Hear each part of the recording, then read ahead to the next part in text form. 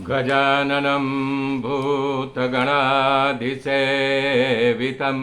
कपित्थजम्बूफलचारभक्षणम् उमासुतं शोकविनाशकारकं नमामि विघ्नेश्वरपादपङ्कजं।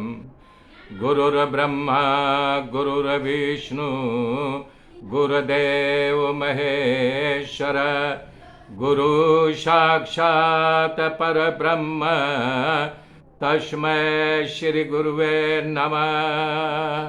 तस्मै श्री गुरुवे नमः। या कुन्देन्दु तुषारहारधवला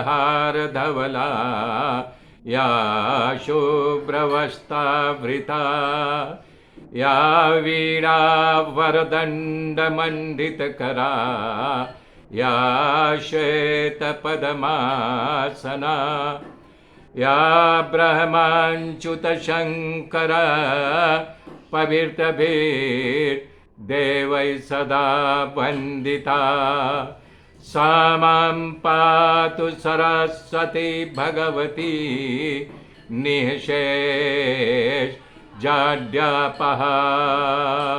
निःशेषजाड्यापहा। हरिः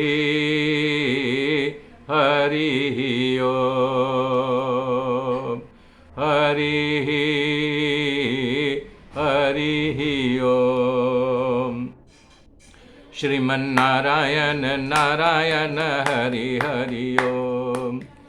हे श्रीमन्नारायण श्रीमन्नारायण नारायण हरि हरि ओम्। हे श्रीमन्नारायण नारायण हरि हरि ओम्। श्रीमन्नारायण श्रीमन्नारायण नारायण हरि हरि ओम्। हे श्रीमन्नारायण नारायण हरि हरि ओम्। श्रीमन्नारायण हे श्रीमन्नारायण नारायण हरि हरि ओम्। ओम नमो भगवते वासुदेवाय। ओम परमात्मने नमः। मेरे मित्रों, कल मैंने बताया था कि जब उन्होंने यज्ञ किया तो यज्ञ में वशिष्ठ जी के जितने होतकर्ता थे, आहुति देने वाले थे, तो शातदेव की पत्नी ने कहा कि आप लोग ऐसा मंत्र पढ़ना कि मुझे पुत्री की प्राप्ति हो। तब यज्ञ जब उनका संपन्न हुआ तो ईला नामक पुत्री की प्राप्ति हुई। तब विवास मनु ने वशिष्ठ जी से कहा कि आप तो ब्रह्मवादी कर्म हैं, कि आप जो कर्म करते हैं उसका फल सही मिलता है। आपने मुझसे जो है पुत्र का संकल्प लेकर के यज्ञ किया थे, तो पुत्री कैसे प्राप्त हो गई। तब वशिष्ठ जी ने ध्यान लगाया कि देखा इनकी पत्नी ने और ये जो होता जो स्वाहा बोलने वाले हैं, ये मिल करके कन्या का पैदाइशी के लिए स्वाहा बोला था। तब बोले शातदेव आप चिंता मत करो, इस पुत्री को मैं पुत्र बना दूंगा अपने योग शक्ति से। तो ईला नामक पुत्री को उन्होंने सुधुम्न नामक पुत्र बना दिया। ये सुधुम्न जब युवान हुआ तो अपने मंत्रियों के साथ शिकार खेलने के लिए वन में गया, और जब शिकार खेलने के लिए वन में गया तो देखा कि सुखदेव जी बता रहे हैं कि वो अचानक वहाँ जब पहुँचा तो वो जो है लड़की बन गया, जो घोड़ा है घोड़ी बन गया। बड़ा आश्चर्य हुआ। तब इस बात को सुन करके परीक्षित जी ने प्रश्न किया, प्रभु ये तो वाकई बड़ा आश्चर्य वाली बात है, ये कैसे सुधुम्न जो है यानी कि लड़की कैसे बन गया। तब इस कथा का खुलासा करते हुए विस्तार करते हुए बता रहे हैं, बात ऐसी है कि एक बार सप्तर्षि वन में चले जा रहे थे, देखा एकांत में कहीं जो है शंकर भगवान सती के साथ बैठे हुए हैं। सती उनकी गोद में बैठी हुई है। दूर से तो नहीं दिखाई दिया, वो खाली देखे शंकर भगवान बैठे हुए। बोले चलो अच्छा हुआ, शंकर भगवान का दर्शन करेंगे और सत्संग होगा। लेकिन जब नज़दीक पहुंच गए तो देखा सती उनके गोद में है, तो सती शर्मिंदा हो गई और उनको लगा कि मैं सप्त ऋषियों के दर्शन में विक्षेप डाला, ये भगवान शंकर का दर्शन करने आया था। वो चुपचाप खड़ी हो गई। सप्तर्षि वहाँ से निकल करके दिशा बदल के दूसरी जगह चले गए। लेकिन जब शंकर भगवान ने देखा कि सती उदास होकर खड़ी हैं, बोले अच्छा तुम एक काम करो, उदास मत हो, आज से कोई पुरुष इस वन में आ जाएगा तो स्त्री हो जाएगा। जिस स्थान का वरदान था उसी स्थान में सुधुम्न वहाँ पहुँचा था, इसलिए जो है वो नारी हो गया, स्त्री हो गया। स्त्री वेश में जंगल में घूमता रहा, बुद्ध की नज़र उसके ऊपर पड़ी तो इतनी सुंदर नारी को देख करके बुद्ध के मन में कामना जगी, इससे मैं शादी करूं। तो उससे जो है शादी का प्रस्ताव रखा, तो उससे एक पुत्र पैदा हुआ जिसका नाम पुरुरुआ था। और उसके बाद पुत्री बन करके आया था मनु। रात बड़े दुखी हुए, रात को आया महल में तो बड़े दुखी हुए, बोले ऐसा कैसा हुआ। वशिष्ठ जी ने कहा भाई बताइए कैसे हुआ, आप देखिए। तो वशिष्ठ जी ने बताया कि इसमें शंकर भगवान का कुछ श्राप है, आओ सब मिल करके भगवान शंकर की आराधना करें। तो सारे लोग मिल करके शंकर भगवान की आराधना शुरू किया। वशिष्ठ जी के साथ शंकर भगवान प्रकट हो गए।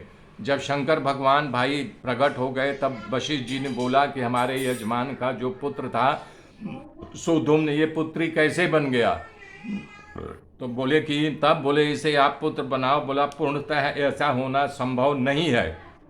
बोले तब, बोले 1 महीना ये पुत्र रहेगा, 1 महीना जो है स्त्री हो जाएगा। तब सुधुम्न के यहाँ 3 पुत्र हुआ, उत्कल गए और विमान। परंतु श्राद्ध देव विमल, विमान नहीं विमल। परंतु श्राद्ध देव मनु को सुधुम्न पुत्र द्वारा संतोष नहीं हुआ। तब यमुना के किनारे 100 वर्ष तक तप किया, जो मैंने भी पीछे शुरू में बताया था कि उनको अनेक पुत्रों की प्राप्ति हुई थी।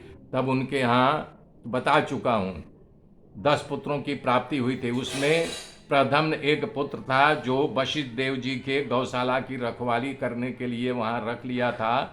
तो एक दिन ऐसी हुई, भयानक अंधेरी रात थी, बारिश का मौसम था, घूप अंधेरा छाया हुआ था। इसमें बाघ आया और गाय को पकड़ा, गाय रंभाने लगी। तो जो है ये सुधुम्न उठा और तलवार का वार किया। उसको लगा कि बाघ मर गया, लेकिन हकीकत में बाघ का कान कटा और गाय का गला कट गया। तो लगा कि नहीं अब ये बाघ मर गया, तो सोया। लेकिन जब सुबह गुरु वशिष्ठ जी उठे, देखे गाय मरी पड़ी हुई है, तब वो बताया ऐसा ऐसा हुआ था। तब उसको वशिष्ठ जी ने बोले जा तो शूद्र हो जा। लेकिन भक्ति वाला था, भक्त वत्सल था, भगवान का प्रेमी था, वो मुक्त हो गया, जीवन मुक्त हो गया। आगे की कथा का विस्तार करते हुए कह रहे हैं, हे राजन, मनु राजा के यहाँ एक पुत्र का नाम सरयाती था। ये राजा इतना बड़ा यज्ञ किया। एक समय अंगिरा गोत्र वाले ब्राह्मणों यज्ञ कर रहे थे, तो उसमें एक दिन का यज्ञ का चूक पड़ गया, तो सरयाती ने उस भूल को सुधारा था। हे राजन, सरयाती राजा एक दिन अपनी कन्या सुकन्या को लेकर के, उनकी एक कन्या थी जिसका नाम सुकन्या था, उसको लेकर के च्यवन ऋषि के आश्रम में उनका दर्शन करने के लिए गए। तो वहाँ पर सुकन्या बगल में एक बगीचा था, सुंदर सुंदर फूल खिले थे, वो फूल देखने के लिए गई। तो देख क्या कर रही है कि एक धूल का राफड़ा है, उसमें जुगनू जैसे जो चमकता हुआ दिखाई दिया। तो उसने आगे पीछे कुछ नहीं देखा, 2 कांटा उठाया और उसमें जहाँ प्रकाश निकल रहा उसी में भोंक दिया। जब भोंक दिया तो वहाँ से खून की धारा फूट पड़ी। तो जो सैनिक लोग थे भागे राजा के पास। सरयाती राजा आए, बोले क्या हुआ। सुकन्या बोली कि पिताजी यहाँ जुगनू जैसे चमक रहा था, मैं बिना सोचे समझे कांटा उठाई, उसमें भोंक दिया, इसलिए खून गिर रहा है। तब तो सरयाती राजा बोले बाप रे बाप, बहुत बड़ा अपराध हुआ। उन्होंने जो राफड़ा मिट्टी जमा हुआ था, धूल जमा हुआ था, हटाया, देखे जौन ऋषि वहाँ पर थे। तब अपना माथा उनके पैरों पर गिरने लगे, अपने भूल का क्षमा मांगने लगे। बोले प्रभु हमारी गलती है, हमारी कन्या मैं आपको वर्ण कर दे रहा हूँ, सारी जिंदगी आपकी सेवा करेगी, जब तक आप रहेंगे तब तक आपकी सेवा में, इसके अपराध को क्षमा कर दो। कन्या दान करके वो ऋषि चले गए। तब च्यवन ऋषि की सेवा सुकन्या करने लगी। एक दिन वहाँ दोनों अश्विनी कुमार आ गए। अश्विनी कुमारों को देख करके उनको आसन दे करके बैठाया और उनका आदर भाव किया। च्यवन ऋषि बोले कि देखिए अश्विनी कुमारे, आप में इतनी शक्ति है कि आप हमारे बुढ़ापेपन को दूर कर सकते हैं, मुझे जुआन बना सकते हैं। और जब मैं बन जाऊं तो इसके बदले मैं आपको सोम रस का पान कराऊंगा। शर्त मंजूर हो गई। एक कुंड बनाया और उस कुंड में चौन ऋषि स्नान करने के लिए बैठा दिया। अश्विनी कुमारों ने, चौन ऋषि जवान हो गए और जब जवान हो गए तो उसी दिन एक दिन शर्याती राजा चौन ऋषि से मिलने के लिए आए। देखे उनकी लड़की सुकन्या एक सूरज जैसे प्रकाश वाले पुरुष के साथ, युवान पुरुष के साथ बैठ करके जो है हंस हंस करके बात कर रही। शर्याती राजा का एकदम दिमाग खराब हो गया। हमारे कुलंग की आगार, कुल में आग लगाने वाली, ये तुमने क्या किया? एक बाजारू पुरुष के साथ बैठ करके तू वार्ता कर रही है। मैंने चौन ऋषि की सेवा करने के लिए तुम्हें समर्पण किया था। तब वो कन्या ने बताया कि पिताजी ये आपके दामाद ही हैं, ये भृगुनंदन चौन ऋषि हैं। वो सारी कहानी बता ले गई कि अश्विनी कुमारों के तेज से ये जवानी को प्राप्त किए हैं। इन्होंने वादा किया है कि हम जो है अश्विनी कुमारों को पिलाएंगे शरबत, अश्विनी कुमारों को।